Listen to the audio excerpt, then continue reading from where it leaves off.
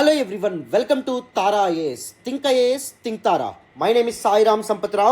ఎలా ఉన్నారు అందరూ? ఈరోజు మన స్పెషల్ సెషన్లో one of the very important themes for your ancient medieval and art and culture part of UPSC prelims examination Mauryan administration గురించి తెలుసుకునే ప్రయత్నం చేద్దాం. ఏన్షియంట్ ఇండియన్ హిస్టరీకి సంబంధించి మౌర్యన్ ఎంపైర్ అనే టాపిక్ ఏదైతే ఉందో దీనిలో important themes for your prelims మనం మాట్లాడితే first Mauryan administration and bureaucracy మీద క్వశ్చన్స్ వచ్చే అవకాశం ఉంటుంది. అండ్ దాంతోపాటు మౌర్యన్ ఆర్ట్ మీద మీకు క్వశ్చన్స్ వచ్చే అవకాశం అనేటువంటిది ఉంటుంది. అండ్ దాంతోపాటు at another important theme that is Ashoka. Ashoka was one of the very favourite monarchs of UPSC. So Ashoka మీద చాలా క్వశ్చన్స్ మీరు ప్రీవియస్ ఇయర్ క్వశ్చన్స్ గమనిస్తే మీకు తెలుస్తుంది. అశోక మీద కూడా చాలా క్వశ్చన్స్ అపీర్ అవ్వడం అనేది జరిగింది. So all these three themes మీద మీరు ఫోకస్ చేయడం ద్వారా ప్రిలిమ్స్కి సంబంధించి మౌర్యన్ ఎంపైర్ అనే టాపిక్ ఏదైతే ఉందో దాన్ని కాంప్రహెన్సివ్గా మీరు కవర్ చేయొచ్చమ్మా. ఈ పర్టికులర్ సెషన్లో నేను ఏం చేస్తానంటే Mauryan administration and bureaucracy and important glossary with respect to Mauryan administration ఒక స్టెప్ బై స్టెప్ ప్రాసెస్లో ఒక సైంటిఫికల్గా మనం అర్థం చేసుకునే ప్రయత్నం చేద్దాం. ఈజీగా మీరు గుర్తుపెట్టుకుంటారు whatever the glossary, whatever the terminologies that we are actually discussing today.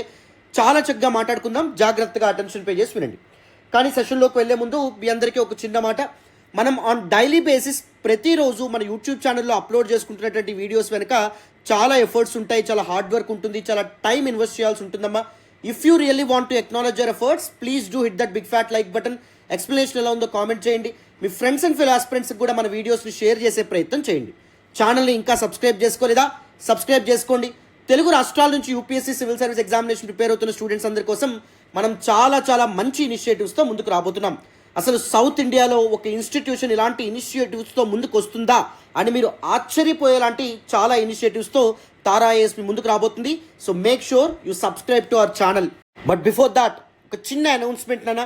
మనం మార్చి 3వ తారీఖు నుంచి యూపీఎస్సీ ప్రిలిమ్స్ 2025 కోసం ఒక comprehensive current affairs edge programme ఏదైతే ఉందో దీన్ని స్టార్ట్ చేస్తున్నాం.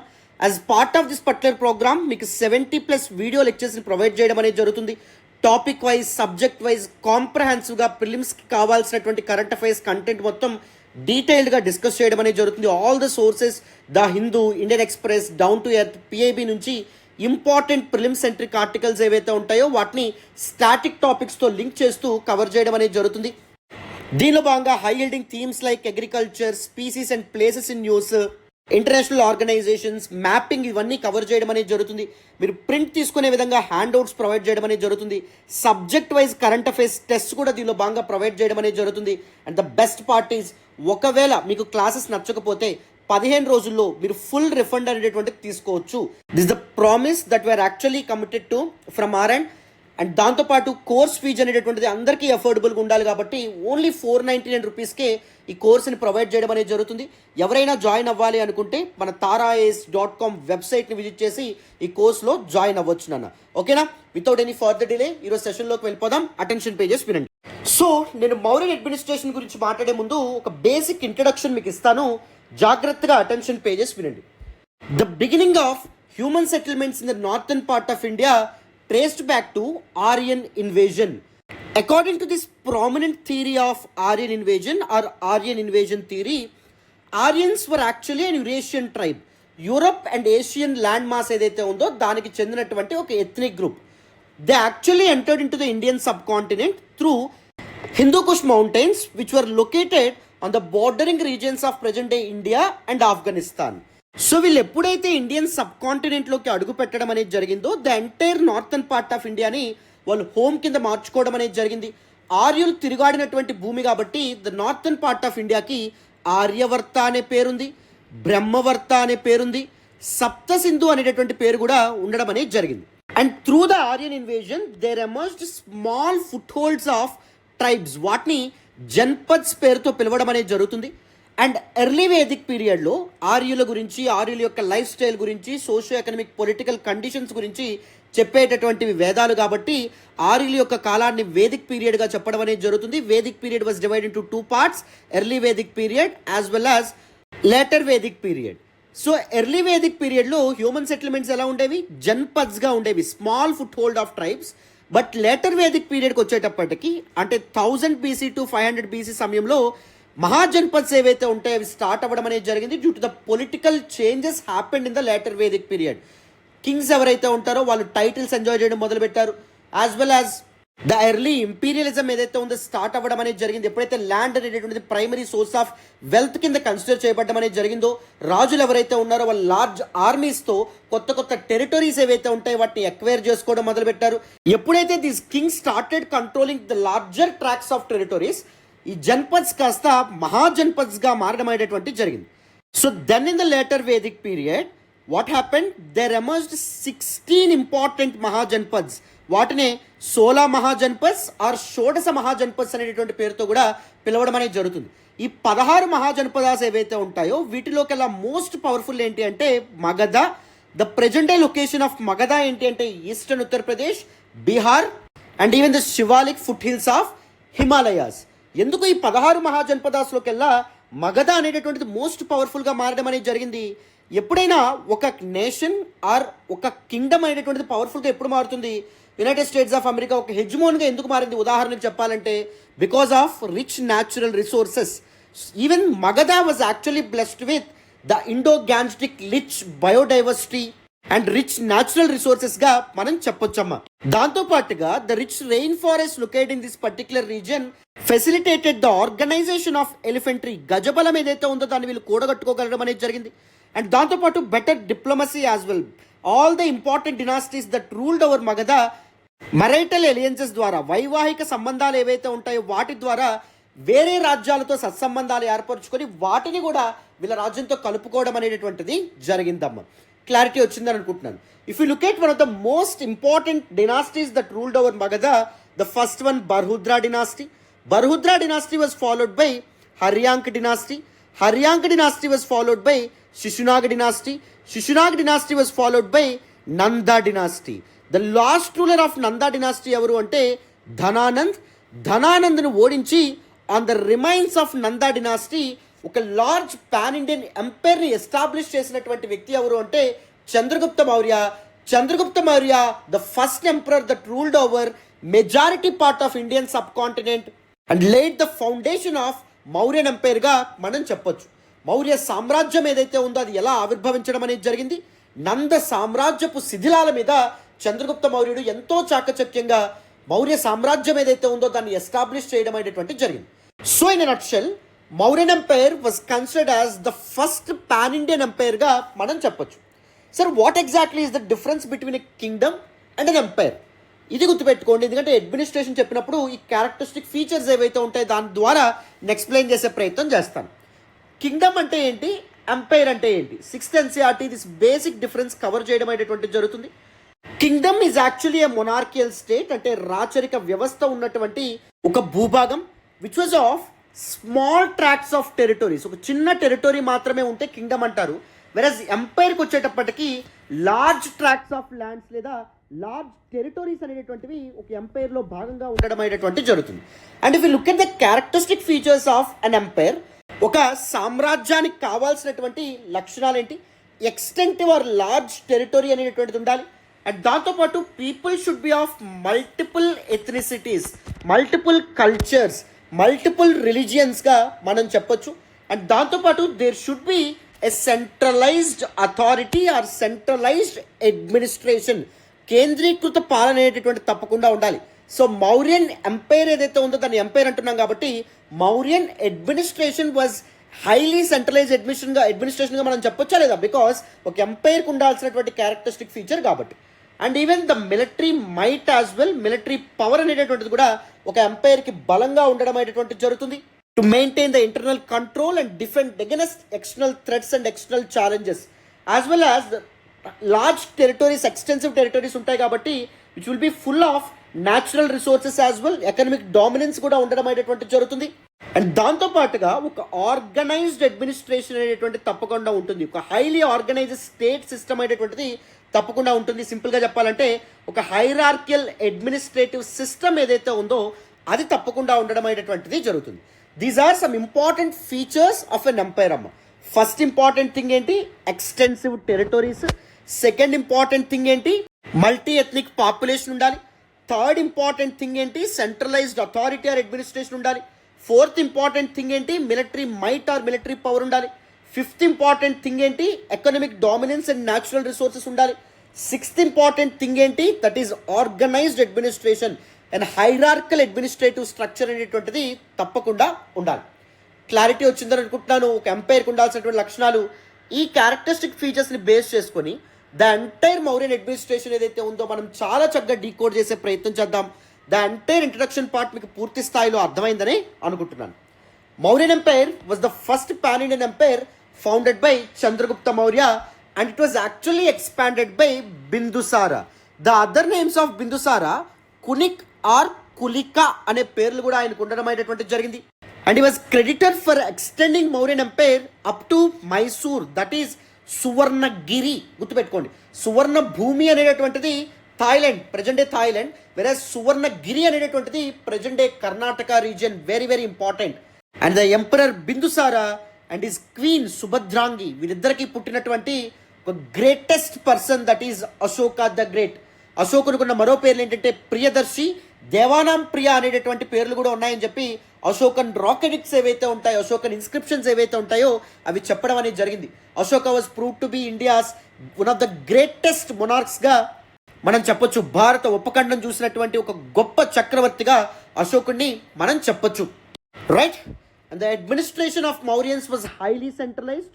సెంట్రలైజ్డ్ అథారిటీ తప్పకుండా ఒక ఎంపైర్కి ఉండాలని చెప్పుకున్నాం, ఉందా లేదా? ఉంది. ఎఫిషియంట్ అండ్ స్ట్రక్చర్డ్, ఒక ఆర్గనైజ్డ్ అథారిటీ ఆర్ అడ్మినిస్ట్రేషన్ అనేటువంటిది ఉండాలి. ఒక well curated hierarchical based bureaucracy అనేటువంటిది ఉండాలి అని చెప్పుకున్నాం ఒక ఎంపైర్కి. అది ఉందంటున్నారా లేదా?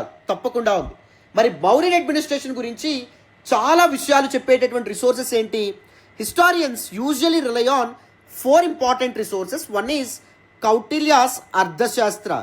Kautilya was one of the very important ministers of Mauryan empire. అతనికి ఉన్నటువంటి other names Chanakya or Vishnugupta. ఆయన యొక్క ఇంపార్టెంట్ వర్క్ అర్థశాస్త్ర. అర్థశాస్త్ర అనేటటువంటిది మౌర్యుల కాలం నాటి సోషియో ఎకనామిక్ పొలిటికల్ కండిషన్స్ గురించి చాలా కీన్ ఇన్ఫర్మేషన్ ప్రొవైడ్ చేయడం అనేది జరుగుతుంది. అదే నెక్స్ట్ వన్ వచ్చేసి మెగస్తనీస్ యొక్క Indica. He was actually the envoy of Seleucus Nicator first, Macedonian king who ruled over Seleucid empire. So ఆయన చంద్రగుప్త మౌర్యుని ఆస్థానానికి పంపించినటువంటి ఒక రాయబారిగా మనం చెప్పొచ్చు. ఆయన రచించినటువంటి work indica.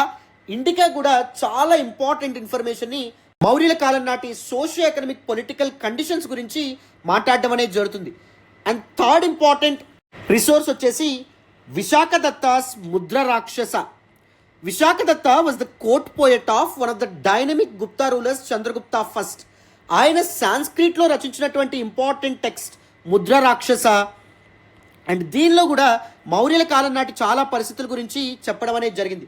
And fourth Buddhist literature and Puranas ఏవైతే ఉంటాయో అవి కూడా చాలా ఇన్ఫర్మేషన్ మౌర్యుల గురించి, మౌర్యుల యొక్క అడ్మినిస్ట్రేషన్ గురించి ప్రొవైడ్ చేయడం అనేది జరుగుతుంది. And even Ashokan rock addicts ఏవైతే ఉంటాయో అవి కూడా మౌర్యుల కాలం నాటి అడ్మినిస్ట్రేషన్ గురించి చాలా ఇన్ఫర్మేషన్ని ప్రొవైడ్ చేయడం అనేటువంటిది జరుగుతుంది. History was always a scientific discipline అమ్మా. ఆధారాల పునాదుల మీద నిర్మితమైనటువంటి ఒక గొప్ప డిసిప్లిన్గా మనం హిస్టరీని చెప్పొచ్చు. అందుకే before studying anything we must understand the resources that tells you, that provides you with the enough information with respect to the past. Clarity వచ్చిందని అనుకుంటున్నాను. అందరికీ ఇక్కడ వరకు పూర్తి స్థాయిలో అర్థమైందని అనుకుంటున్నాను. నెక్స్ట్ చూడండి. So now let us look at the central administration of Mauryans. Very very very important in the exam perspective. I think the characteristic features of an empire మీకు అర్థమైంది అనుకుంటున్నాను. కింగ్డమ్కి ఎంపైర్కి తేడాలేంటి? ఒక ఎంపైర్గా ఒక టెరిటరీ పిలువబడాలంటే ఏముండాలి? ఎక్స్టెన్సివ్ టెరిటరీ అనేటటువంటి తప్పకుండా ఉండాలి. With extensive territory there comes natural resources, rich natural resources. With rich natural resources there comes economic dominance. In order to protect this economic dominance, there should be a powerful military strength or military might అనేటువంటిది తప్పకుండా ఉండాలి. And దాంతోపాటుగా central administration అనేటువంటిది ఉండాలి to rule over people from multi ethnicities అనే విధంగా మనం చెప్పడం అనేది జరిగింది. అండ్ దాంతోపాటు well organised, well efficient bureaucracy and administrative system అనేటువంటిది, హైరార్కియల్ బేస్డ్ అడ్మినిస్ట్రేటివ్ సిస్టమ్ అనేటువంటిది తప్పకుండా ఉండాలని చెప్పి మనం మాట్లాడుకున్నాం. If you look at the central administration, the king, usually the king was known as Samrat. Just like all the later Vedic rulers, లేకపోతే 16 మహాజనపదాస్ని పరిపాలించినటువంటి రాజులాగే వీళ్ళు కూడా మౌర్యన్స్ కూడా టైటిల్స్ ఎంజాయ్ చేయడం అనేది జరిగింది. బట్ కానీ ద హై సౌండింగ్ టైటిల్స్ ఏవైతే ఉంటాయో గుప్తాస్ నుంచి స్టార్ట్ అవ్వడం అనేటువంటిది జరిగింది. రాజాది రాజా, అధిరాజా అనేటటువంటి బిరుదులు ధరించడం ఎవరితో స్టార్ట్ అవ్వడం అనేది జరిగింది? గుప్తుల నుంచి స్టార్ట్ అవ్వడం అనేది జరిగింది northern part of India. Whereas in the Deccan reason Satavahanas నుంచి స్టార్ట్ అవ్వడం అనేది జరిగింది. The king was considered as the supreme authority who had control over all the organs of the government, that is the executive, legislative and judicial powers as well. కార్యనిర్వాహక అధికారాలు, శాసనాలు లేదా అంతిమ నిర్ణయాలు తీసుకునేటటువంటి అధికారాలు అండ్ న్యాయ వితరణ అధికారాలు అనేటటువంటివి రాజు చేతుల్లో ఎప్పుడు ఉండేవమ్మ.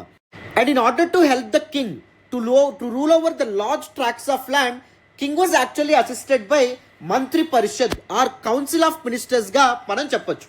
కింగ్కి గవర్నెన్స్లో, రాజ్యపాలనలో ఈ కౌన్సిల్ ఆఫ్ మినిస్టర్స్ ఎవరైతే ఉంటారో వాళ్ళు సహకరించే వాళ్ళు. And according to the Saptang theory of Kautilya, Chanakya, Vishnugupta, ఆయన అర్థశాస్త్రాలో ఈ Saptang theory, that is the 7 elements of state ఏదైతే ఉందో, 7 important characteristic features of a state, ఒక ప్రభుత్వానికి, ఒక రాజ్యానికి ఉండాల్సినటువంటి కొన్ని ముఖ్య లక్షణాల గురించి చెప్తూ ఏం చెప్పారంటే, first one Swamin. Swamin means king, ఒక రాజు తప్పకుండా ఒక సామ్రాజ్యానికి ఉండాలి. Second Durg, that is a fortified capital ఉండాలి, ఒక రాజధాని ఉండాలి. రాజధాని చుట్టూ కోట దుర్గం లేదా రాజధాని చుట్టూ ఫోర్టిఫికేషన్స్ ఏవైతే ఉంటాయో అవి నిర్మించబడి ఉండాలి. Because capital usually houses the economic prosperity of a empire. And if there is any external attack on the capital itself, fortifications లేకపోతే క్యాపిటల్ ఈజీగా టార్గెట్ చేసే అవకాశం ఉంటుంది. క్యాపిటల్ని ఒకవేళ ఈజీగా టార్గెట్ చేస్తే ద ఎంటైర్ ఎంపైర్ కుప్ప కూలిపోవడం అనేటువంటి జరుగుతుంది. Third one Janapada, that is a territory with significant population ఉండాలి. Fourth one Danda, that is army or military might అనేటువంటిది ఉండాలి. Next one Amatya, that is bureaucracy అనేటువంటి తప్పకుండా ఉండాలి. నెక్స్ట్ కోశ, దట్ ఈస్ ట్రెజరీ అనేటువంటి తప్పకుండా ఉండాలి, the functioning of day to day affairs of a state. And next one Mitra, allies అనేటటువంటి వాళ్ళు కూడా తప్పకుండా ఉండాలి. అండ్ మౌర్యులకి సహాయపడినటువంటి one of the very important allies ఎవరంటే Yaudheyas. These were actually some minor military republics. వీళ్ళు వారియర్ ట్రైబ్కి చెందినటువంటి వాళ్ళు, వీళ్ళు సపోర్ట్ చేయడం అనేటువంటి జరిగింది మౌర్యులకి. అలైస్ కూడా చాలా ఇంపార్టెంట్ అని చెప్పి సప్తాంగ్ థియరీ బై కౌటిల్యాలో చెప్పడం అనేటువంటిది జరిగిందమ్మ. And there was a significant espionage system as well, spy system as well. 2 types of spies ఉండేవాళ్ళు. One is Sansthan, that is stationary, రాజ్యంలో అంతర్గతంగా తిరుగుతూ ఉండేవాళ్ళు, day to day activities of పీపుల్ని గమనిస్తూ ఉండేవాళ్ళు. Second Sanchari, that is wandering, అంటే వేరే రాజ్యాలు ఏవైతే ఉంటాయో అక్కడ ఉంటూ సమాచారం వేగుల ద్వారా చక్రవర్తులకి, మంత్రులకి అందించేటటువంటి వాళ్ళు అన్నమాట. అండ్ దాంతోపాటు some important officials called tirthas కూడా ఉండడం అనేది జరిగింది. They had some important administrative roles. వాళ్ళకి త్రూ క్యాష్ శాలరీస్ అనేటువంటి పే చేయబడడం అనేది జరిగింది. 48,000 పనాస్ టు 10 to 20 పనాస్ మధ్యలో శాలరీ రేంజ్ ఏదైతే ఉంటుందో, శాలరీ బ్రాకెట్ అనేటువంటిది ఉండేదమ్మా. This all about the central administration. Now let us look at the provincial administration. The entire empire was divided into 5 provinces and each province was actually ruled by a royal governor who usually used to be కుమారా, that is prince, right? రాజకుమారులు ఎవరైతే ఉంటారో వాళ్ళే ఈ provinces ఏవైతే ఉంటాయో వాటిని administer చేసేవాళ్ళు, rule చేసేవాళ్ళు అన్నమాట. మరి ఆల్ ద 5 ఇంపార్టెంట్ ప్రావిన్సెస్ ఏంటి? ద ఫస్ట్ వన్ వచ్చేసి Uttarapatha, which had its headquarters at Takshashila. తక్షశిలలో వేరియస్ రివోల్ట్స్ ఏవైతే ఉంటాయో వాటిని అణిచివేశాడు ఎవరు? అశోకుడు అనే విధంగా హిస్టారియన్ రికార్డ్స్ ఏవైతే ఉంటాయో అవి కూడా చెప్తాయి. నెక్స్ట్ వన్ వచ్చేసి అవంతి రాష్ట్ర, దట్ ఈస్ ఉజ్జయిన్. అశోకుడు చక్రవర్తిగా మారకముందు ఉజ్జయిన్ యొక్క గవర్నర్గా పనిచేయడం అనేటువంటి జరిగింది. వెరీ వెరీ ఇంపార్టెంట్ ఇది ఎగ్జామ్ పెర్స్పెక్టివ్. థర్డ్ వన్ వచ్చేసి ప్రాచ్యపత, దట్ ఈస్ తోసలి ఆర్ కళింగగా చెప్పొచ్చు, దట్ ఈస్ ఈస్టర్న్ ప్రావిన్స్గా మనం చెప్పొచ్చు. ద సదరన్ ప్రావిన్స్ వచ్చేసి Dakshinapatha, which had its headquarters at Suvarnagiri present day Mysore and Karnataka region అమ్మ, very important. And fifth important province ఏంటి? That is Magadha and neighbouring Mahajanapadas, that is eastern Uttar Pradesh, present day Bihar and the Shivalik foothills of Himalayas. వీటిని డైరెక్ట్గా the king himself rule చేయడం అనేటువంటి జరిగేది from Pataliputra, which acted as the capital of మౌర్యన్స్గా మనం చెప్పొచ్చు. ఓకేనా?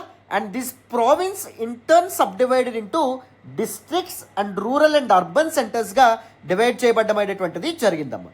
ఇప్పుడు ఏం చేద్దాం? డిస్ట్రిక్ట్ అడ్మినిస్ట్రేషన్ అనేటువంటిది ఏ విధంగా ఉండేది తెలుసుకునే ప్రయత్నం చేద్దామా? జాగ్రత్తగా అటెన్షన్ పే చేసి వినండి. నేను ఇక్కడ మెన్షన్ చేయడం అనేది జరిగింది చూడండి. All the important provinces. First one central province, that is Magadha encompass territories like eastern Uttar Pradesh, Bihar and the Shivalik foothills. Northern, that is Uttarapada యొక్క headquarters Takshashila. Southern, Dakshinapada, which had its headquarters at Suvarnagiri, that is Mysore and Karnataka region. Eastern, that is Prachyapata, that is Toshali or Kalinga. Western, that is Avantipatha. Ujjain అనేటువంటిది head క్వార్టర్స్గా ఉండడం అనేది జరిగింది. ఉజ్జయిన్ గవర్నర్గా అశోకుడు పనిచేయడం అనేది జరిగింది తను చక్రవర్తిగా మారకముందు. 5 ఇంపార్టెంట్ ప్రావిన్సెస్ అర్థమైనాయి అనుకుంటున్నాను. Now let us look at the local administration. First district administration గురించి చూడండి. డిస్ట్రిక్ట్ అడ్మినిస్ట్రేషన్లో 3 ఇంపార్టెంట్ అడ్మినిస్ట్రేటర్స్, 3 ఇంపార్టెంట్ బ్యూరోక్రాట్స్ అనేటువంటి వాళ్ళు ఉండేవాళ్ళు. First one Pradeshika, that is the entire district administrator. Rajuka, revenue and judicial officer. Yukta, that is accountant. This keywords and glossary అనేటువంటిది very very very important exam perspective అమ్మ, అందరికీ అర్థమవుతుందని అనుకుంటున్నాను. So now let us look at the village administration. గ్రామిక, which was the village head or Gramani అనేటువంటి పేరుతో కూడా పిలిచేవాళ్ళు.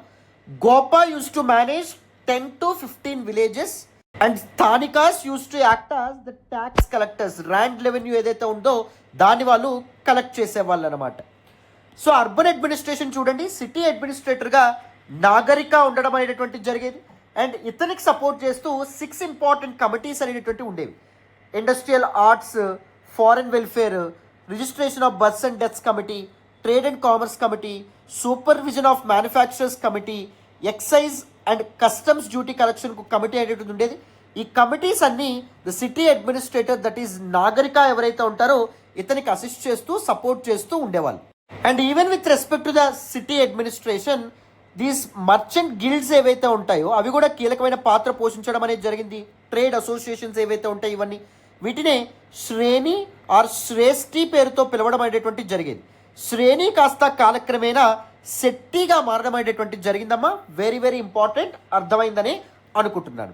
So now let us look at the judicial administration during Mauryans. Very important. చెప్పాను కదా, king సామ్రాట్ ఎవరైతే ఉంటారో he used to control all the executive, legislative and judicial functions. He was the supreme జడ్జ్గా మనం చెప్పొచ్చు. ఆయన ఏదైతే న్యాయంగా చెప్తారో that is the final call. Actually there used to be 2 types of courts. One is Dharmasthiya Nyayasthanas or Dharmasthiya courts. Civil matters అనేటటువంటివి చూసేవాళ్ళు. Marriage, inheritance, property rights, వీటికి సంబంధించినటువంటి విషయాలు ఏవైతే ఉంటాయో వాటిని డీల్ చేసేవి. అండ్ సెకండ్ వన్ వచ్చేసి కంటక శోధన న్యాయస్థానాస్ లేదా కంటక శోధన కోర్ట్స్. క్రిమినల్ ఇష్యూస్ ఏవైతే ఉంటాయో, క్రిమినల్ ఆస్పెక్ట్స్ ఏవైతే ఉంటాయో వాటిని డీల్ చేస్తూ ఉండేవాళ్ళు. యాంటీ సోషల్ ఎలిమెంట్స్ ఏవైతే ఉంటాయో వాటిని ఎలిమినేట్ చేయడానికి కోర్ట్స్ ఏవైతే ఉంటాయో పనిచేస్తూ ఉండేవి. There used to be diverse judicial officers as well. Chief జస్టిస్ని ధర్మాధికార అనేటటువంటి పేరుతో పిలిచేవాళ్ళు. And Rajukas used to act as district magistrates handling judicial and administrative duties as well. నేను ఆల్రెడీ డిస్ట్రిక్ట్ అడ్మినిస్ట్రేషన్లో చెప్పాను, Rajukas both revenue and judicial ఆఫీసర్స్గా వాళ్ళు వర్క్ చేయడం అనేటువంటి జరిగింది. And next Nagara Vyavaharika Mahamatras, they used to handle town cases. సిటీస్లో ఉండేటటువంటి కేసులు ఏవైతే ఉంటాయో వాటిని హ్యాండిల్ చేసేవాళ్ళు. Next Grama Vriddhas, they used to handle cases in villages అమ్మ. గ్రామాల్లో ఉండేటటువంటి కేసెస్ ఏవైతే ఉంటాయో వాటిని వీళ్ళు పరిష్కరిస్తూ ఉండేవాళ్ళు. These were some important judicial ఆఫీసర్స్గా మనం చెప్పొచ్చు. Glossary very very very important exam perspective, అందుకే నేను మల్టిపుల్ టైమ్స్ రిపీట్ చేస్తూ ఉన్నానమ్మా వీటన్నిటిని. So now let us look at the taxation and revenue administration. Samaharta, the chief revenue officer, మొత్తం ల్యాండ్ రెవెన్యూ అనేటటువంటిది ఎంత వసూలు అవుతుంది అని చూసేటటువంటి వ్యక్తి అండ్ పన్నుల్ని నిర్ణయించేటటువంటి వ్యక్తి. సెకండ్ సన్నిదాత, ట్రెజరీ ఆఫీసర్, ట్రెజరీ వచ్చేటటువంటి ఇన్ఫ్లో అండ్ అవుట్ఫ్లో ఏదైతే ఉందో దాన్ని చూసుకునే వ్యక్తి. Mauryans use to collect different types of taxes.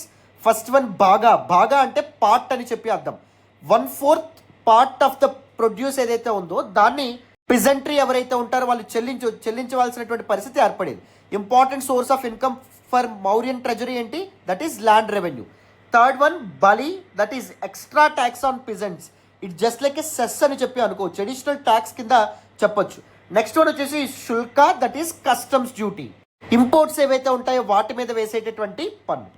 Even the state had monopolies on different key things like mining, liquor, arms and other industries ఏవైతే ఉంటాయో సిగ్నిఫికెంట్ ఇండస్ట్రీస్ మీద state గవర్నమెంట్కి మొనోపోలీ అనేటటువంటిది ఉండేది. గవర్నమెంటే వాటిని టేక్ కేర్ చేయడం అనేటువంటిది జరిగేది. And if you look at the military administration, Senapati was considered as the commander in chief. The army had 6 lakh infantry. చూడండి, మిలిటరీ మైట్ అనేది one of the important characteristic features of an umpire అని చెప్పుకున్నాం. 30,000 cavalry and 9,000 elephants. Elephantry కారణం ఏంటి? The rich Indo Gangetic plain which facilitated the rich rain forest, right. Next, military boards అనేటటువంటి ఉండేవి. ఇన్ఫాంట్రీని lead చేసేటటువంటి వ్యక్తి కాల్బలాన్ని పదాధ్యక్షగా పిలువబడడం అనేది జరిగేది. క్యావలరీని లీడ్ చేసేటటువంటి కమిటీని ఆర్ అధ్యక్షుడిని అశ్వాధ్యక్ష అనే పేరుతో పిలవడం అనేది జరిగేది. వార్ చారియట్స్ ఏవైతే ఉంటాయో వాటిని లీడ్ చేసే వ్యక్తిని రథాధ్యక్ష అనే పేరుతో పిలవడం అనేది జరిగేది. వార్ ఎలిఫెంట్స్ని లీడ్ చేసేటటువంటి వ్యక్తిని హస్తాధ్యక్ష, హస్త అంటే ఏనుగు అని చెప్తాం, హస్తాధ్యక్షగా పిలవడం అనేది జరిగేది. నావీని లీడ్ చేసేటటువంటి వ్యక్తుల్ని నౌకాధ్యక్ష అనేటువంటి పేరు అనేది ఉండేది. అండ్ వెపన్ ప్రొడక్షన్ని ఆయుధగార అధ్యక్ష ఎవరైతే ఉంటారో అతను మేనేజ్ చేయడం అనేటువంటిది జరిగేదమ్మా. Very very important all these terminologies. కాకపోతే ఇవి మీరు ఆ టర్మ్స్ చూడగానే మీకు ఈజీగా అర్థమైపోతుంది, రైట్. సిమిలర్ టు తెలుగు ఉంటాయి కాబట్టి చాలా ఈజీగా అర్థమైపోతాయి. అండ్ ఎకనామిక్ సిస్టమ్కి వచ్చేటప్పటికి శ్రేణీస్, గిల్డ్స్ ఏవైతే ఉంటాయో, మర్చెంట్ అసోసియేషన్స్ ఏవైతే ఉంటాయో, ట్రేడ్ అసోసియేషన్స్ ఏవైతే ఉంటాయో అవి కీలకమైన పాత్ర పోషించేవి in the administrations of towns and cities and urban centres as well. Very important. Punch mark coins ఏవైతే ఉంటాయో వాటిని ఫార్మ్ ఆఫ్ కరెన్సీగా ఉపయోగించడం అనేది జరిగేది. అండ్ దాంతోపాటు toll fee or customs duty, that is శుల్కాని వసూలు చేయడం అనేది జరిగేది, నేను ఆల్రెడీ చెప్పాను. అండ్ దాంతోపాటు mining, liquor sales and arms మ్యానుఫ్యాక్చరింగ్ని గవర్నమెంటే కంట్రోల్ చేయడం అనేటువంటిది జరిగేదమ్మా. ఓకేనా, క్లారిటీ వచ్చిందని అనుకుంటున్నాను. So now let us look at some important glossary terminologies related to Mauryan bureaucracy. మంత్రిన్ అంటే మినిస్టర్ అని చెప్పి అర్థం, పురోహిత అంటే చీఫ్ ప్రీస్ట్ అని చెప్పి అర్థం, సేనాపతి కమాండర్ ఇన్ చీఫ్, యువరాజా ఆర్ కుమార అంటే క్రౌన్ ప్రిన్స్గా చెప్పడం అనేది జరుగుతుంది, సమహర్త అంటే రెవెన్యూ కలెక్టర్, శుల్కాధ్యక్ష అంటే రాయల్ ఇన్కమ్ ఏదైతే ఉందో దానికి ఆఫీసర్ ఇన్ఛార్జ్గా మనం చెప్పొచ్చు, సన్నిదాత అంటే హెడ్ ఆఫ్ ద ట్రెజరీ కింద మనం చెప్పొచ్చు, దండపాల అంటే హెడ్ ఆఫ్ ద పోలీస్గా చెప్పొచ్చు, peace and stability and security of the kingdom very important కాబట్టి, దుర్గపాల, దుర్గా అంటే ఏంటి? ఫోర్ట్ ఆర్ ఫోర్టిఫికేషన్స్ కాబట్టి హెడ్ ఆఫ్ ద రాయల్ ఫోర్ట్గా చెప్పొచ్చు, వ్యాపారిక ధర్మాధికారి చీఫ్ జస్టిస్గా చెప్పొచ్చు, and Panyadhyaksha that is officer of commerce department, Ayudhadhyaksha that is weapon manufacturing and డిఫెన్స్ని సూపర్వైజ్ చేసేవాళ్ళు, కున్యాధ్యక్ష అంటే officer of the forest, Kunya అంటే ట్రీ అని చెప్పి అర్థం, పట్టణాధ్యక్ష అంటే ఆఫీసర్ ఆఫ్ ద పోర్ట్, రజ్జుకాస్ అంటే ల్యాండ్ని మెజర్ చేసేటటువంటి వ్యక్తి, లిపికారాస్ అంటే స్క్రైబ్స్ ఎవరైతే ఉంటారో accounting work, record keeping work ఏదైతే చేసేవాళ్ళు, అంతపాల దట్ ఈస్ ఫ్రాంటియర్ గవర్నర్గా మనం చెప్పొచ్చు. These were some important glossary or terminologies associated with Mauryan empire అమ్మ. డీటెయిల్డ్గా కాంప్రహెన్సివ్గా బ్యాక్గ్రౌండ్తో సహా ప్రతిదీ మీకు ఇక్కడి వరకు అర్థమైందనే అనుకుంటున్నాను. Very important theme. మనం పీడిఎఫ్ ఏదైతే ఉందో దాన్ని కూడా మన టెలిగ్రామ్ ఛానల్లో అప్లోడ్ చేసుకుంటాం. సో మీకు పిన్డ్ సెక్షన్లో మన కరెంట్ అఫైర్స్ ఎడ్జ్ ప్రోగ్రామ్ యొక్క లింక్ అనేది ఉంటుంది. డిస్క్రిప్షన్లో మన టెలిగ్రామ్ ఛానల్ లింక్ అనేటువంటిది ఉంటుంది. దాని ద్వారా టెలిగ్రామ్ ఛానల్లో జాయిన్ అయ్యే ప్రయత్నం చేయండి అమ్మ. Thank you so much once again. అందరికీ మన క్లాస్లో అర్థమవుతున్నాయి అనుకుంటున్నాను. Thank you once again. మళ్ళీ నెక్స్ట్ క్లాస్లో కలుద్దాం. బాయ్ నాన్న.